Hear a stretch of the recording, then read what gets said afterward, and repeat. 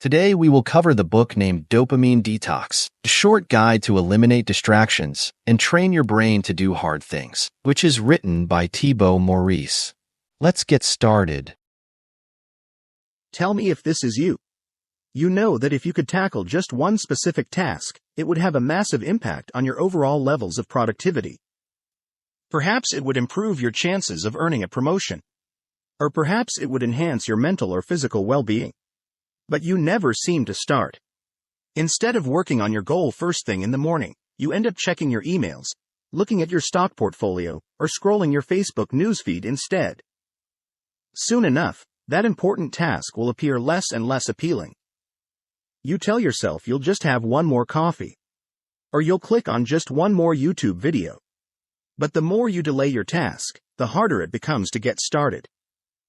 It's as though an invisible mental barrier had appeared between you and your task, and this barrier seems impossible to overcome. Have you ever felt this way? If so, you'll greatly benefit from this book. In it, we'll introduce a simple method you can use to avoid overstimulation and make it easier to tackle your key tasks. So, are you up for the challenge? Part 1. Dopamine and the role it plays. You've probably heard about dopamine before and have at least a vague idea of what it is. In this section, we'll briefly define dopamine and describe the role it plays. Dopamine is a neurotransmitter which makes us anticipate rewards such as having sexual relationships or eating nourishing food. Dopamine gives us the desire to take action to earn the exciting reward that's waiting for us. It is the force that makes us act. As such, it is a very useful neurotransmitter that has helped us survive and reproduce, and probably one of the main reasons you and I exist today. Contrary to what many people believe, dopamine is not a pleasure chemical. Simply because an event triggers the release of dopamine doesn't mean it is something we like or get pleasure from. In fact, when you pay close attention, you'll notice that as soon as you obtain the expected reward, you'll often feel empty and unfulfilled. The truth is that no amount of stimulation will ever bring you the sense of fulfillment you're seeking. Yet, many of us are constantly overstimulated, looking for the next source that could trigger a release of dopamine. It seems as though we always want more and are never satisfied. And the more we seek stimulation, the worse it becomes. Now, look at your own life. What are you addicted to? What do you crave? What are your main sources of stimulation? Do these things really make you happy? As you consider these questions, you'll probably notice that you're addicted to highly stimulating activities, such as watching video games, immersing yourself in social media or reading emails. When you undertake these activities, you start losing self-control. You want more and more stimulation. And even though they may not give you any real pleasure or lasting fulfillment, you keep doing them. After all, you need the next hit of dopamine, don't you? Under such a state of stimulation, any task that requires concentration becomes much harder to perform. As a result, you will procrastinate. You delay writing that book you've always planned. You put off starting that new venture, or you'll postpone that key project you're in charge of. To sum up, from an evolutionary perspective, dopamine's role is to encourage you to act to earn the anticipated reward needed for your survival or reproduction. This is dopamine's primary role. Unfortunately, in today's world, the process has been hijacked, which leads to many unintended consequences, as we'll discuss in the next section. Action step. Using your action guide, answer the following questions. What are you addicted to? What are your main sources of stimulation? Do they really make you happy? Part 2. The problem. Previously, we've seen how dopamine plays an important role from an evolutionary standpoint. In this section, we'll see why this neurotransmitter has been hijacked and what you can do to guard yourself against the dopamine traps we face in today's society. The neurotransmitter of more. You can think of dopamine as the molecule of more. This is because the more our environment or actions trigger the release of dopamine, the more we'll want our next shot of dopamine. In fact, this self-reinforcing mechanism is also how many addictions work. By continuously triggering the release of dopamine through different means, such as drug or alcohol consumption, addicts actually strengthen their tolerance to such stimulation. As a result, they need stronger and stronger stimulus to experience the same sensation of pleasure. However, addictions are not just limited to drug or alcohol consumption. In truth, many activities can become somewhat addictive, for example, gambling, sex, shopping, thoughts or rumination, video games, too extreme exercise, work. What about you? Are you currently addicted to anything? If you can't spend a day without engaging in a certain activity, it means you're probably a little addicted to it. Fortunately, as we'll see later, there are ways to limit the amount of stimulation we're exposed to each day. And, as we reduce our exposure to stimulating activities, we will naturally increase our focus and boost our productivity levels. Now, let's see how your dopamine neurotransmitter is being hijacked in today's world. More importantly, let's see the specific things you can do to regain control. Action step. Using your action guide, write down a past situation when you couldn't stop doing something. Are there any activities you can't stay away from for one whole day? Write it down as well. Your dopamine neurotransmitters are being hijacked. Your focus is a scarce asset, which is why marketers spend billions of dollars to attract your attention.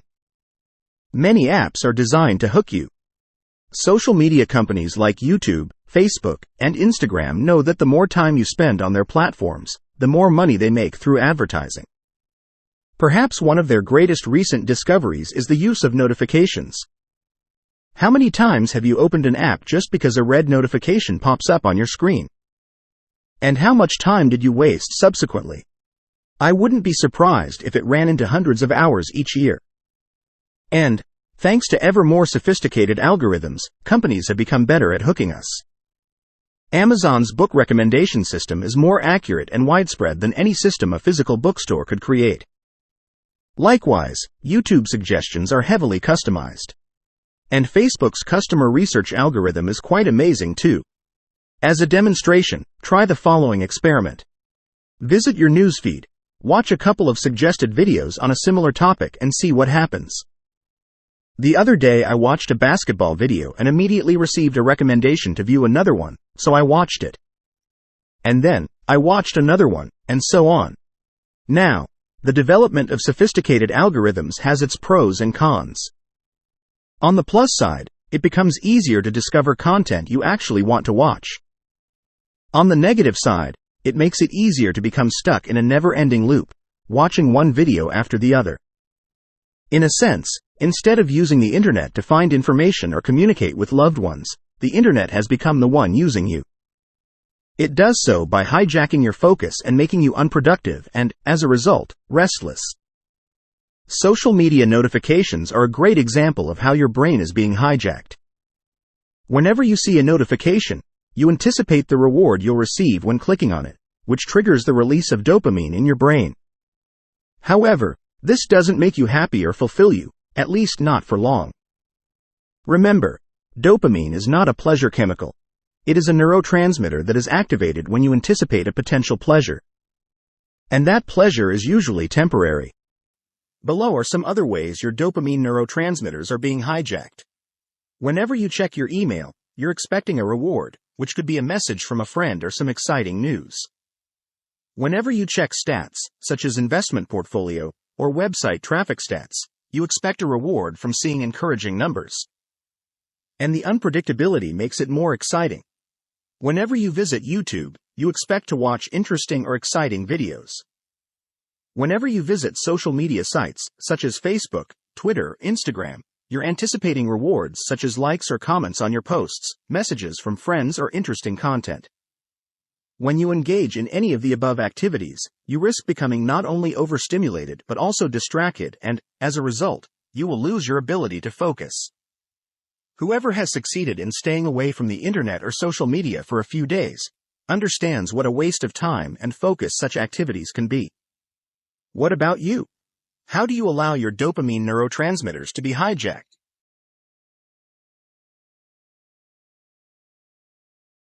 Food craving. Hunting for food used to be one of our biggest drivers for action. Hunger, alongside the anticipation of a great reward, food, leads us to act. And the food that gives us the most pleasure was highly nourishing, tasty, and often contained sugar. According to Professor Suzanne Klaus, a biologist at the German Institute of Human Nutrition in Potsdam, our craving for sweet foods is innate. Sugar triggers the release of dopamine and makes us feel good. She wrote, "Experiments have shown that the combination of sugar and fat is especially effective in stimulating the brain's reward system. Therefore, it's hardly surprising that we like to get our daily dose of sugar and fat, is it?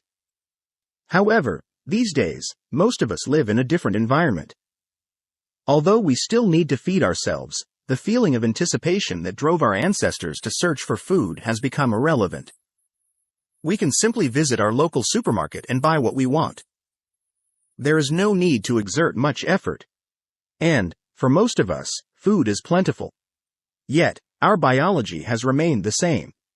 We still experience that feeling of anticipation when being presented with rich food. This is where the food industry comes in. In this industry, marketers spend millions to encourage us to buy their products. They discovered that, by adding sugar, among other things, they can not only make the food more palatable, but they make us crave more. For this reason, if you look at the list of ingredients contained in any processed food, you'll find sugar in most of them. However, I should mention that, while there is a debate on the actual addictive power of sugar, it is unlikely to be as addictive as cocaine, as you might have read in some online articles. Robert Lustig, professor of pediatrics at the University of California, San Francisco, asserts that sugar is addictive but on the same level as nicotine, not drugs like heroin. As Dr. Ziauddin, a psychiatrist at the University of Cambridge, noted, the brain's reward system and the circuits that control eating behavior are the same ones that respond to drugs of abuse. But, unlike sugar, drugs of abuse seem to hijack those systems and turn off their normal controls.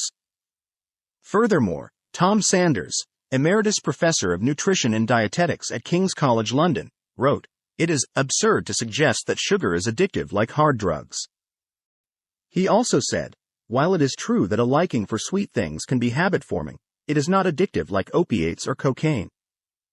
Individuals do not get withdrawal symptoms when they cut sugar intake. To conclude, humans seem to have a natural craving for sugar and fat. While we may not be addicted to them per se, it might be a good idea to reduce our intake and lower our dependence on them, especially on sugar. Dopamine and constant stimulation can impair your ability to think long-term. Studies have shown that one of the best predictors of success is the ability to think long-term. People who repeatedly focus on where they want to be in the future make better decisions in the present. They tend to eat healthier food, be more productive at work, and save and invest more money than others. After extensive research into success, drive, Edward Banfield of Harvard University concluded that long-time perspective was the most important determinant of financial and personal success in life. He defined long time as the ability to think several years into the future while making decisions in the present. Unfortunately, these days, focusing on our long-term goals isn't an easy feat. Many external forces lead us to become caught up in short-term thinking and encourage us to fall for immediate gratification. While we often know what we should be doing, we fail to do it. For example, we know we should eat healthily but binge eat on sweets or sugary beverages more than we should. We understand we should study, but we procrastinate by watching yet another series on Netflix. We can see the benefits of exercise, but we'd rather be sitting and chatting with friends on social media. I believe that social media, and the internet as a whole, have negatively impacted our ability to both think long-term and to focus deeply on the task in front of us. It is no surprise, therefore, that Apple CEO, Steve Jobs, prohibited his children from using phones or tablets, even though his business was to sell millions of them to his customers. The billionaire investor and former senior executive at Facebook, Chamath Palihapitiya, argues that we must rewire our brain to focus on the long term, which starts by removing social media apps from our phones. In his words, such apps wire your brain for super-fast feedback. By receiving constant feedback, whether through likes, comments, or immediate replies to our messages, we condition ourselves to expect fast results with everything we do. And this feeling is certainly reinforced through ads for schemes to help us get rich quick, and through cognitive biases, i.e., we only hear about the richest and most successful YouTubers, not about the ones who fail. As we demand more and more stimulation, our focus is increasingly geared toward the short term and our vision of reality becomes distorted. This leads us to adopt inaccurate mental models such as, success should come quickly and easily, or, I don't need to work hard to lose weight or make money. Ultimately, this erroneous concept distorts our vision of reality and our perception of time. We can feel jealous of people who seem to have achieved overnight success. We can even resent popular YouTubers. Even worse, we feel inadequate. It can lead us to think we are just not good enough, smart enough, or disciplined enough. Therefore, we feel the need to compensate by hustling harder. We have to hurry before we miss the opportunity. We have to find the secret that will help us become successful. And, in this frenetic race, we forget one of the most important values of all, patience. No, watching motivational videos all day long won't help you reach your goals. But, performing daily consistent actions, sustained over a long period of time will. Staying calm and focusing on the one task in front of you every day will. The point is, to achieve long-term goals in your personal or professional life, you must regain control of your attention and rewire your brain to focus on the long term. To do so, you should start by staying away from highly stimulating activities. Here is a perfect illustration of long-term thinking. Amazon, the world's third largest company, was created in 1994 but had to wait until 2003 to have its first profitable year. That year, it generated a net profit of $35 million after reporting a net loss of $149 million the previous year. Now, its founder, Jeff Bezos, could probably have made profits earlier, but, instead, he decided to reinvest in his business to create strong foundations that, he hoped, would enable Amazon to survive for decades. I encourage you to do the same in your personal and professional life. Build the foundations for success one brick at a time. Build them strong so that they won't collapse at the first obstacle or setback. Remember, long-term thinking is the secret to achieving your goals. But it won't happen today or tomorrow. You must develop the art of patience and consistency. To do so, eliminate the distractions that make you feel restless. Remove the external stimulations that prevent you from focusing on the long-term picture. Then, you will stand a much better chance of ending up where you want to be in the coming years. The bottom line is this. In many aspects, today's society is designed to hijack your dopamine neurotransmitters. And, unfortunately, this is not designed in your best interest. It is designed to empty your wallet as effectively and thoroughly as possible. However, and more importantly, it dramatically erodes your ability to focus, making you feel restless and often bad about yourself. Overstimulated, you find yourself unable to do the difficult things that would have the greatest positive impact on your life and on the lives of people around you. Action step. Using your action guide, answer the question by being as specific as possible. When is my brain being hijacked? You're overstimulated. While there are many reasons to procrastinate, the most important one, and the one overlooked most often, is overstimulation. When you are calm and focused, doing your main work can be surprisingly easy. You might even be excited, looking forward to making progress toward your biggest goals each day. However, the problem is that you're often anything but calm and focused. Instead, you're rushing through your day, jumping from one task to the next. You tend to run in circles like a hamster in a wheel, yet you never seem to complete your work. You let interruptions kill your focus and you waste hours checking your emails, visiting social media sites or watching one educational video after another. It often starts first thing in the morning when you grab your phone. Then, it continues when you check your emails. But it doesn't stop there. You then decide to visit social media sites for a few minutes. By that time, emails, notifications, and likes will have already triggered the release of dopamine into your system. In short, you've become overstimulated. Now that you've received your dose of stimulation, you can work, right? But what happens when you sit at your desk to work on an important project? Does it come easy? Or do you feel like doing everything else but working? Perhaps you tell yourself you can work on that particular task later. Perhaps you suddenly fancy another cup of coffee, or perhaps you just remembered the email you need to answer. Your work can wait, or so you think. As a result, you're back into your hamster wheel, receiving more and more stimulation. This can last for hours or even days. Do you recognize yourself in the above scenario? The problem with overstimulation. When you're engaging in highly stimulating activities, your brain will keep demanding more and more stimulation. As your level of stimulation rises, regular tasks will appear increasingly dull and unappealing. You'll ask yourself, why work on my book, write a report, or create a marketing plan when I could be doing something far more exciting? The gap between your current high level of stimulation and the lower level of stimulation needed to tackle difficult tasks leads you to procrastinate. Picture it this way. You're on a different stimulation wavelength, and this wavelength has no overlap with the wavelength you must be in to tackle your major tasks. However, as soon as I start checking social media, signing into YouTube, or looking at my sales figures, I find myself pulled into a whirlpool of distractions from which I can't seem to escape. As my level of stimulation increases, writing becomes one of the most unappealing and challenging tasks imaginable. Now, the key question is, what can we do about it? How can we lower our level of stimulation to make our major tasks appear more appealing and even exciting? We're going to discuss this in the next section. Action step. Using your action guide, write down a specific distraction pattern you often fall into that leads you to be in a state of overstimulation. For instance, it could be checking Facebook, then watching videos in your newsfeed before checking your emails and reading the news. The stimulation traps.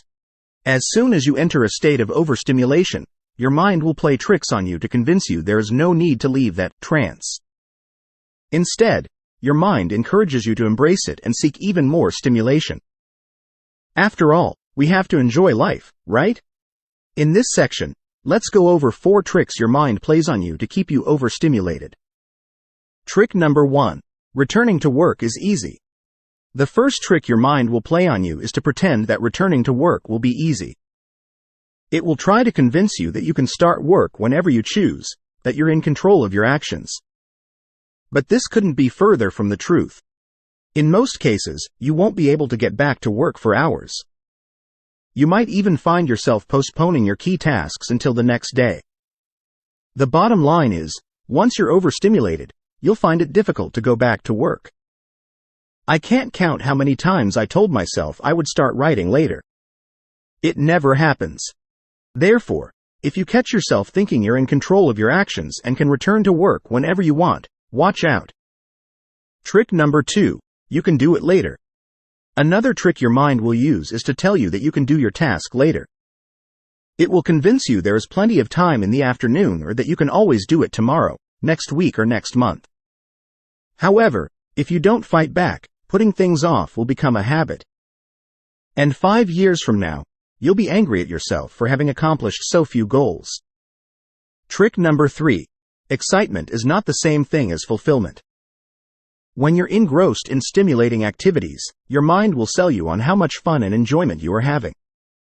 You should do more of it. Don't worry about anything else for now. Just enjoy yourself. Or so your mind says.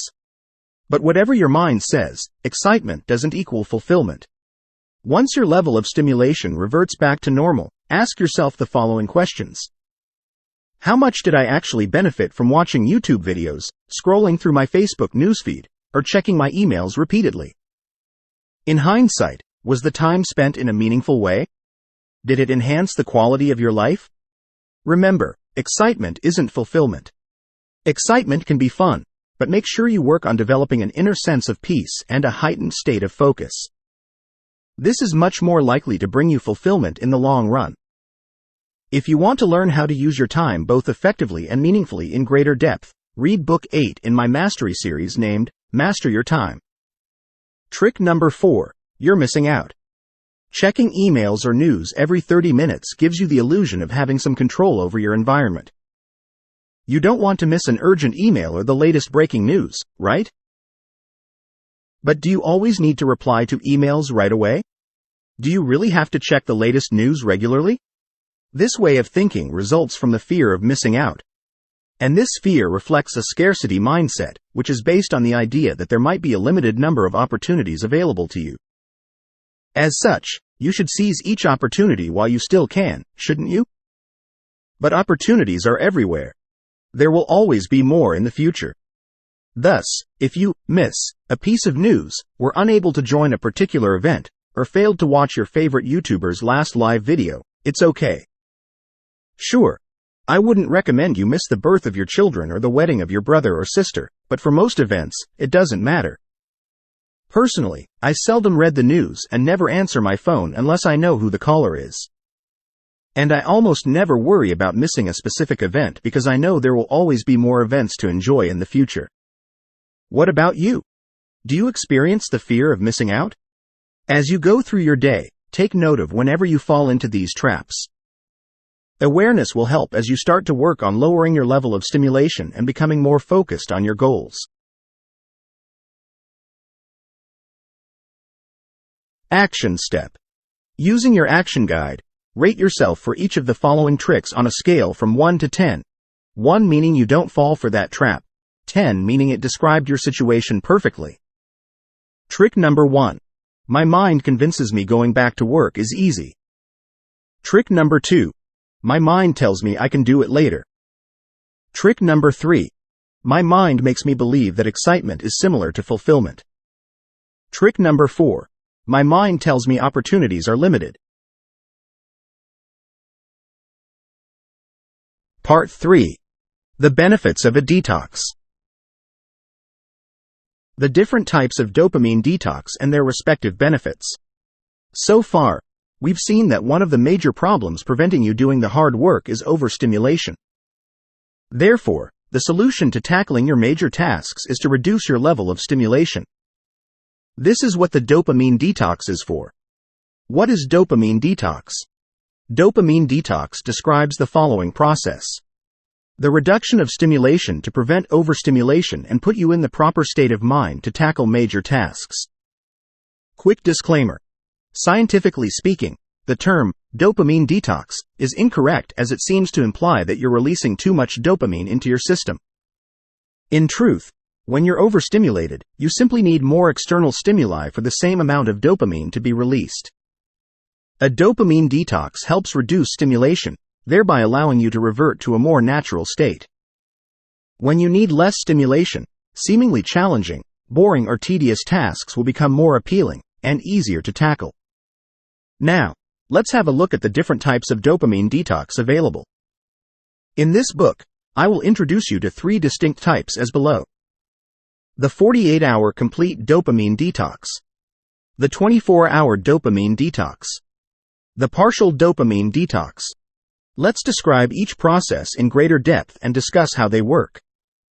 The 48-hour complete dopamine detox. This is the most demanding type of dopamine detox. The premise is simple. You must eliminate most or all sources of external stimulation for a total of 48 hours. Doing so will help you reduce your overall level of stimulation and revert to your natural state. You will feel much calmer and find it easier to focus on any specific important task. By eliminating all external sources of stimulation, I mean you need to remove the following things from your life for 48 hours. Drug or alcohol consumption, exercising, internet, movies, music, phone, social media, sugar or processed foods, and video games. Each of the above activities stimulates you, some more than others. Now, you might wonder, if I eliminate these distractions, what should I be doing instead? Here are some suggestions. Going for a contemplative walk, journaling, meditating or relaxing, practicing awareness exercises, reading, except stimulating read perhaps, and stretching exercises. As you can see, the 48-hour dopamine detox is intensive and might appear rather drastic. But it could be even more extreme. One of my friends, Nils, attended a Vipassana retreat, which is a 10-day meditation retreat. During the 10 days, the participants were required to maintain complete silence and have no gesture or eye contact with anyone. Have no physical contact. Take no physical exercise. Stop smoking, drinking, or taking any other drugs. Give up their phone and internet, and have no outside contacts. Avoid music, reading, and writing. And avoid filming or taking pictures. By comparison, the 48-hour dopamine detox sounds easy, right? Nils relates his experience in detail in his article, My 10-Day Vipassana Experience, Silent Meditation Retreat. Now let's talk about the 24-hour dopamine detox. This type is similar to the 48-hour dopamine detox but is, by definition, shorter. As such, although it will be easier, it will also be a little less effective. Note that it can take several days for your stimulation to revert to its natural level. And lastly, the partial dopamine detox. This type is less demanding, but it can be highly effective when maintained over a longer period of time. It entails removing your biggest source of stimulation. Usually, one specific activity acts as your greatest distraction. For instance, for me, it is YouTube. What about you? What's your biggest source of stimulation? In the next section, we'll see how to identify it and what to do to eliminate it effectively. Action step. Using your action guide, write down which type of dopamine detox you want to implement right now. Part 4. A 3-step method for a successful detox. In this section, we'll go over a simple 3-step method to help you perform a successful dopamine detox. Step number 1. Identify your biggest distractions. The first step to implementing an effective dopamine detox is to identify your biggest temptations and distractions. To do so, take a pen and a sheet of paper, or use your action guide, and create 2 columns, cans, and can'ts. In the first column, write down all the activities you will allow yourself to engage in. For instance, it might be going for a walk, journaling, working on a project, or reading books. In the second column, write down all the things you must avoid doing during your dopamine detox. For instance, it might be watching YouTube, checking your emails, or using social media. To help you do this, ask yourself the following questions. If I stopped doing only one thing, which one would increase my focus and boost my productivity the most dramatically? What other activity do I need to avoid in order to help me increase my focus most significantly? Keep asking yourself this question until you're happy with your answers. Once you have completed your list, put it on your desk or somewhere you will see it. It will act as a good reminder of the activities you must avoid. Step number 2. Add friction. Generally speaking, the harder something is to access, the less likely you are to do it, and vice versa. This is why you must redesign your environment to make undesirable behaviors more difficult to engage in while making more desirable behaviors easier to conduct. Look at the habits or activities you want to eliminate and ask yourself how you could add friction. The more friction, the better. For instance, if your phone is your biggest distraction, remove all notifications or put it on airplane mode. Or, even better, switch it off and put it in a separate room.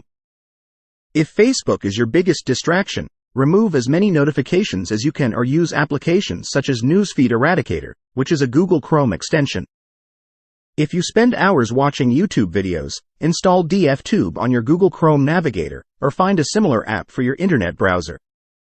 This will remove all the suggestions and notifications. Then, only watch videos that serve a specific purpose. Adding friction might sound overly simple, but it works. This is because, as humans, we're fundamentally lazy. We hate wasting energy unless we are forced to. If you need to go to another room to grab your phone, friction number 1, and also need to turn it on, friction number 2, you are less likely to do it for a while. After I put my internet modem in my storage room, to get it back I needed to leave my apartment, friction number 1, take the elevator to descend 4 floors, friction number 2, open 4 doors, friction number 3, number 4, number 5, and number 6, to reach my modem, and repeat the actions in reverse, friction number 7 to number 12. This is a great deal of friction. Since I spent energy to take my modem to the storage room in the first place, my mind resisted getting it back right away. This would be a great waste of energy, which my mind doesn't like. The bottom line is, the more difficult you make it to engage in unwanted behaviors, the better. Conversely, make your desired behaviors as frictionless as possible. For instance, to facilitate writing in the morning, I avoid checking my phone or my emails and leave my word processor open. Then, I often put on relaxing music and use a timer. I like to do 45-minute work sessions. By doing so, I've removed friction and obtained the buy-in from my mind. It wouldn't make sense if I suddenly stopped the music, paused the timer, and moved on to another activity. My mind would see it as a waste of energy.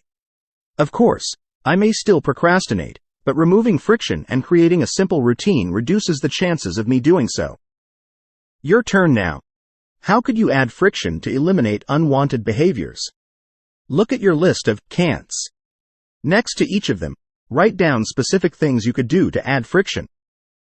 Then, look at your list of cans and write down things you could do to eliminate friction. Remember, your mind is lazy. Use this to your advantage. Step number 3: start first thing in the morning. The third and final step is simply to get started. I recommend you start first thing in the morning before becoming overly stimulated. I've noticed that if I check my phone or access the internet upon waking up, I will probably become distracted.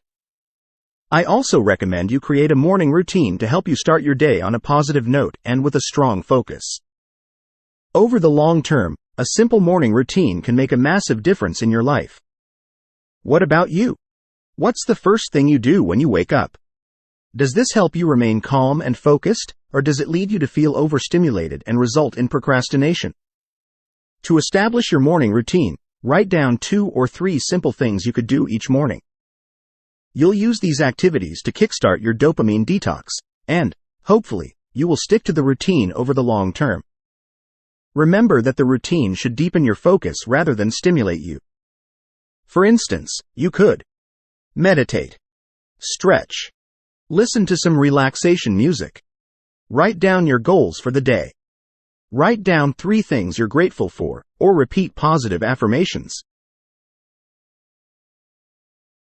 Action step.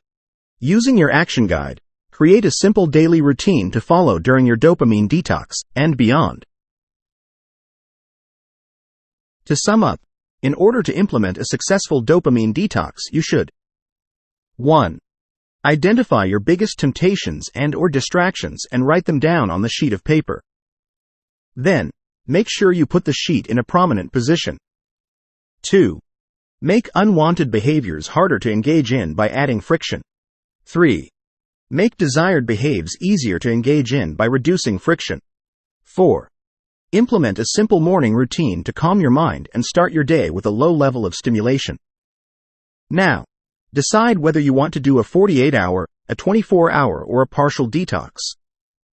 Then, identify the main sources of stimulation you'll eliminate as you go through your detox.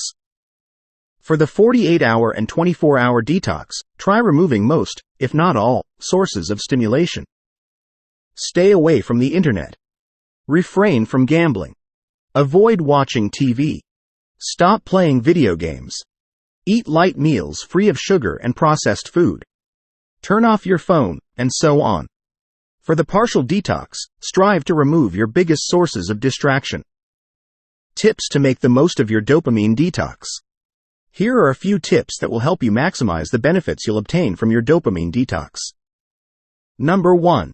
Take notes. During your dopamine detox, I encourage you to take notes. If you feel restless, write it down. If you experience an urge to check your phone or to watch videos, write this down too. That way, you'll be able to identify your biggest sources of stimulation and learn more about the way your brain works. Number 2. Reflect on your life. When we're constantly busy and overstimulated, we sometimes fail to take a step back. We can't see the forest for the trees. Use your dopamine detox as a way to zoom out. To do so, reflect on your goals. What goals are you pursuing? Are they the right ones for you? Are you making progress toward them each day? And if you keep doing what you're doing, will you reach them? Assess how you're using your time. Are you being truly productive each day? Do you spend time on things that matter? Which activities or projects do you really need to focus on? Which ones do you want to stop doing? Self-reflect. Are you where you want to be in life? What inner work could you do to improve yourself? Number 3. Solve your problems. If you have any problems or worries, write them down alongside potential solutions. Just putting your thoughts on paper can help you declutter your mind and gain clarity. This is because it's difficult to address thoughts that stay in your mind. You tend to ruminate on them. On the other hand, writing them down makes them more concrete. It helps clarify your thinking. By giving words to your thoughts or worries, you can address them more easily. I encourage you to take a pen and a sheet of paper and answer the questions above. In the absence of highly stimulating activities, you'll be calmer and more relaxed, and this, in turn, will allow you to develop greater insight. More generally speaking, dedicating time to thinking each week can make a major difference in your life. It can prevent you making big mistakes and save you a great deal of time and energy. Therefore, refuse to let busyness be an excuse to avoid reflecting on your life. Number 4. Identify your fears. Finally, our never-ending search for stimulation is often an attempt to hide our fears. Being busy enables us to avoid having to face unpleasant feelings and scary truths about ourselves. Thus, if you notice certain disempowering thoughts or underlying fears, write them down too.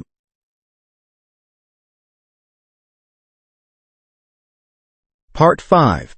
Doing the work and overcoming procrastination. One of the main goals of a dopamine detox is to lower your level of stimulation to help you feel more motivated to work on key tasks. In this section, we'll see what you can do to maintain the momentum and overcome your tendency to procrastinate. Plan your day. Being intentional with your day is an effective way to boost your productivity. When you take time each day to decide what you want to accomplish, you limit the risk of distraction. Consequently, the more intentional you are, the better. Planning your day is important for the following reasons. It gives you an opportunity to clarify which tasks are important and which ones aren't. It reduces the odds of your mind distracting you during the day. Because you know exactly what you have to do, you can move from one task to the next smoothly and without distractions. You will feel less stressed and more in control. Instead of reacting to your environment and letting it distract you, you will move toward your goals proactively. So, how to plan your day? You don't need fancy tools to plan your day. Instead, you can use a secret technique forgotten by many: pen and paper. Simply write down a few key tasks you must achieve today. 3 to 5 tasks might be ideal. Place them in order of importance and start working on your first task. Once you complete it, proceed to the next. Repeat the process until you have completed all the tasks on your list. Now, here are a few things to consider. Make sure these are key tasks that move the needle forward. To help you identify your major tasks, you can ask yourself the following question. If I could complete only one task today, which one would have the greatest impact? If you're still unsure, ask yourself this question. If I could complete only one task today before taking a month off, what would that task be? You'll notice that your most important tasks are often the ones you want to do the least. Perhaps it's because they are challenging. Perhaps you don't know where to start. Or perhaps they're boring. But your dopamine detox will help make these tasks easier to tackle. Note that you can use the same method to set weekly, quarterly, monthly, and yearly goals. I also recommend you create a long-term vision. It could be a 5 or 10-year plan. Of course, it won't be perfect, but simply having an idea of the direction to follow will make a huge difference. To set short-term goals, reverse engineer what you must do to reach your long-term goals. For instance, if I want to write a book in the next 90 days, one goal could be to create an outline. Another could be to complete the first draft. And to hit that target, I could establish a specific daily word count. Action step. Using your action guide or a separate sheet of paper, Write down your daily and weekly goals. Schedule one major task to work on each morning. While there are thousands of books on productivity, only a few principles matter. I believe the most important one is to identify your key task and tackle it first thing in the morning, and do this consistently. Even though you might have a never-ending to-do list, there are always a few major tasks that, when completed, will skyrocket your productivity. Unless you can complete them, nothing else will really matter. The key to productivity can be summarized in 3 words. 1. Focus. 2. Consistency. And 3. Impact. Focus is your ability to maintain your concentration and avoid distraction or procrastination while working on your tasks. Consistency means developing the habit of working on your key tasks every day, week after week, month after month, and year after year. And impact means identifying your key tasks, the ones that have the greatest impact on your long-term success, and working on them as often as possible. Productivity can then be defined as having consistent focus on your most impactful tasks. Now, let's see what you can do specifically to stay focused on your most important task each day. Develop laser-sharp focus. Your ability to develop laser-sharp focus is one of the most important things you can do to improve your productivity. By focusing on your key tasks consistently for just 45 minutes daily, you can make more progress than you can with almost anything else you could be doing instead. In this section, we'll discuss specific things you can do to build your focus and complete your key tasks each day. Number 1. Be at the same place, at the same time every day. As we mentioned before, a simple daily routine will help you condition your mind, help you feel more in control, and lower your stimulation. As a result, starting work will become easier. One thing that will strengthen your routine is to be at the same place at the same time each day. The famous writer, Stephen King, sits at his desk every day at the same time and writes. He doesn't wait for inspiration to come. Instead, he starts, knowing that inspiration will come as he immerses himself in his work. Do the same thing. Choose a time and place where you'll be tackling your major tasks each day. Then, practice doing it one day at a time, and you will gradually build your consistency and focus. Remember, productivity is nothing more than focusing on your most impactful tasks and doing so consistently. What about you? Where will you be when you dedicate time to do your most important work, and when will you start? Number 2. Choose a trigger. As you create your routine, choose a specific trigger. It could be making tea and sitting at your desk. Or it could be completing your meditation session. Try to select a trigger that will help calm your mind. When you are relaxed, you'll find it easier to begin work. What about you? What activity could kickstart your daily routine? Number 3. Get started. Once you have created your routine and identified your trigger, get started. If you can start work on your tasks for a few minutes, you'll likely build enough momentum to keep going. You might even experience flow. Named by the psychologist Mihaly Csikszentmihalyi, the flow is a mental state in which you're so fully immersed in an activity that you become hyper-focused, while experiencing a sense of underlying enjoyment. Again, the more relaxed you are, the easier it will be to focus. So, just get started and don't worry about completing your task perfectly. It's okay if you don't feel motivated or creative. Taking action will generate motivation and stimulate your creativity. Number 4. Eliminate distractions. When you work, remove all distractions. Turn off notifications on your phone, disconnect from social media, and stay away from the internet unless it's needed for specific research. In addition, ask others not to disturb you. The more you practice working distraction-free, the stronger your focus will become. Number 5. Work without interruptions. Now that you have eliminated distractions, work continuously, without interruptions. I recommend 45 minutes of intense work as a maximum. If you want to do several sessions, take a 5 to 10 minute break between each work block. Following the 5 steps above will strengthen your focus and boost your productivity. And, as you procrastinate less, you'll feel better, which will positively impact other areas of your life. To learn more on how to develop laser-sharp focus, refer to Book 3 in this series, Powerful Focus. Action Step. Using your action guide, follow the steps below to develop laser-sharp focus. 1. Decide what time you will focus on your key tasks. Then, make sure you're at the same place at the same time each day. 2. Choose a specific trigger to signal the start of your morning routine. 3. Just get started.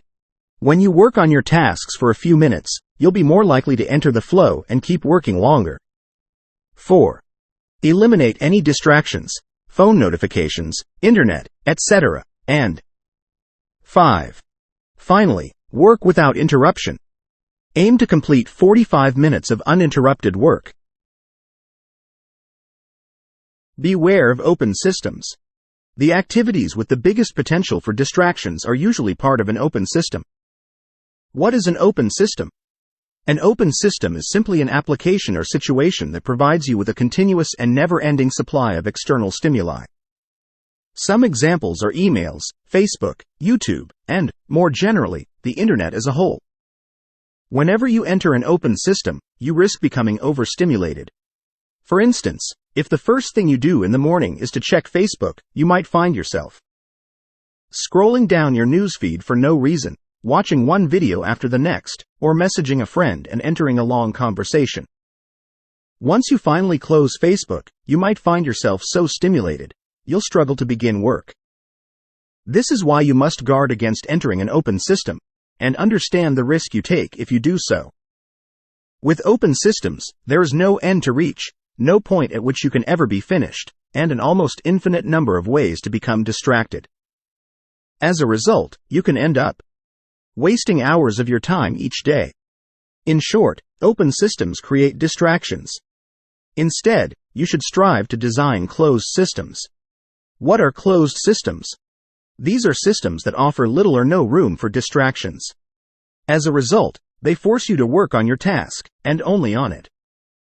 Some examples are Excel spreadsheets, Word documents, or PowerPoint presentations. These days, I strive to open the file for the book I'm currently writing, before doing anything else on my computer. I also avoid checking my phone. In other words, I start my day with a closed system, and I encourage you to do the same. When you begin your working day with a closed system, you can avoid becoming overstimulated, which will make it easier for you to work on challenging tasks. And as you do so each day, you'll feel better and will want to work on even more tasks. So, perhaps one of the biggest secrets to overcoming procrastination and becoming more productive is to start your day with a closed system. This way, you can avoid countless distractions. Remember, what you do first thing in the morning matters far more than you think. Just one tiny decision can have a dramatic effect on your day's productivity. Action Step. Using your action guide, write down a few examples of open systems that lead to you becoming distracted. Then, write down one closed system you could implement to help you increase your productivity. Part 6. Avoiding dopamine relapse. Congratulations! You've just completed a dopamine detox, and now, I bet you feel much more relaxed and far more in control of your day. But what next? If you're not careful, you'll inevitably relapse. Old habits die hard. That's why, in this section, we'll describe a few specific things you can do to avoid reverting back to your never-ending stimulation loop. Let's get started. 1. Be aware when you start relapsing. Self-awareness is the key to making lasting change. The first step to avoid or limit relapses is to notice whenever you find yourself becoming overstimulated. When you struggle to work on an important task, stop for a moment. Then, recommit to your daily routine. In truth, you will probably relapse after a few days, weeks, or months. And this is completely normal. I find myself going from periods when I'm hyper-focused to periods when I feel restless and so overstimulated that I struggle to complete any work. 2. Understand the battle between you and your mind. When it happens to you, the key is to accept it and avoid feeling guilty. Beating yourself up won't help you build a successful daily routine. It will only make things worse. Therefore, don't dwell on it. Don't feel guilty or ashamed of yourself. Simply restart your routine and do it one day at a time. 3. Understand that the world is against you. In today's world, maintaining focus has become incredibly difficult. That's because everybody is vying for our attention. And I'm not just talking about our family members, friends, or colleagues. I'm also talking about marketers, YouTubers, or bloggers. Nowadays more than ever, the ability to attract people's attention is one of the biggest sources of income for many companies. In short, your focus is worth a lot of money, which is why YouTube, Facebook, and Instagram do everything they can to keep you glued to your screen. However, your focus is also worth a lot of money to you. When you reclaim your focus and use it to achieve your biggest goals, you can transform your life radically. You can make more money by channeling your focus into great work, and you can increase your well-being by redirecting it toward more meaningful activities. That is, spending time with your family and friends or engaging in your favorite hobbies. Here's my point. The world is working against you. There will always be someone trying to grab your attention. As such, you have two choices. You can protect your focus by building habits and systems, or you can remain unprepared and let anyone distract you from the important things you should be doing with your time. Which option will you choose? 4. Prepare a contingency plan. An effective way to avoid relapsing is to create a contingency plan. To do so, think of all the ways you are likely to lose your focus and revert to your previous behaviors, and guard against them by creating a contingency plan. So, what things could make you relapse? For instance, if I check my phone first thing in the morning, I'll probably end up jumping from one stimulation to the next. I'll check Facebook, then perhaps reply to a message. This message may remind me of something else I need to do, or it might give me ideas. Suddenly, my mind will become agitated and provide me with a plethora of good reasons not to write this morning. To create your contingency plan, consider all the activities with the highest potential for distraction. To identify them, revisit the list of can'ts you created earlier. Envision the worst-case scenarios. What could lead you to lose focus and stop doing your morning routine?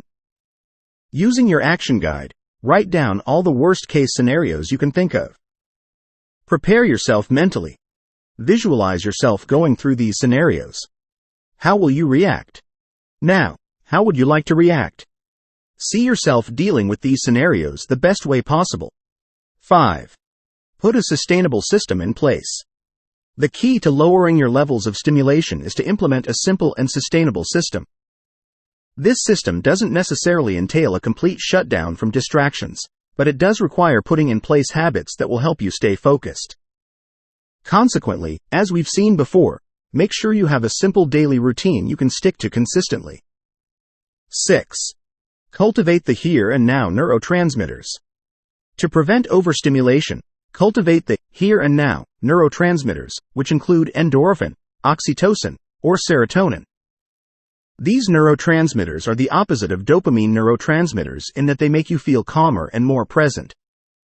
To activate these neurotransmitters, incorporate activities that ground you in the present, such as meditation. By meditating even for just a few minutes, you can practice being more present in the moment. To do so, close your eyes and focus your attention on your breathing. You can also place your attention on one of your 5 senses. Then, switch to another sense, and so on. There are no incorrect ways to meditate. Look for meditation books for beginners, search for meditation videos online, or simply experiment and see what works best for you.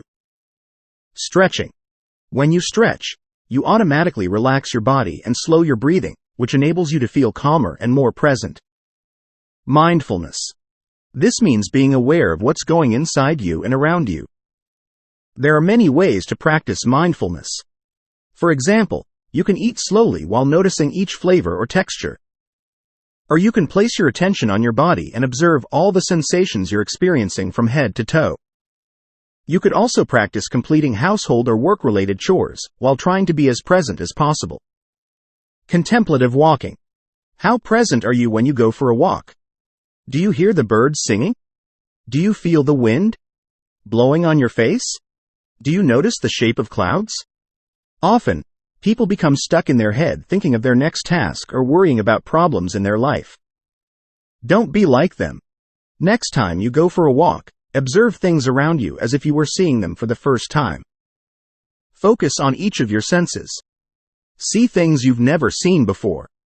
Hear sounds you've never heard before. Smell aromas you've never smelled before. Experience bodily sensations you've never noticed before. Be present. Deep social interactions. Interacting with other human beings activates neurotransmitters such as oxytocin, which is sometimes called the love hormone. The more present you are, the more you'll be able to connect and experience a pleasant sense of bonding. Therefore, make sure you spend enough time around the people you care about. Boredom.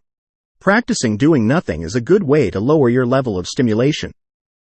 Our mind constantly wants to do things. For a moment, be okay with doing nothing.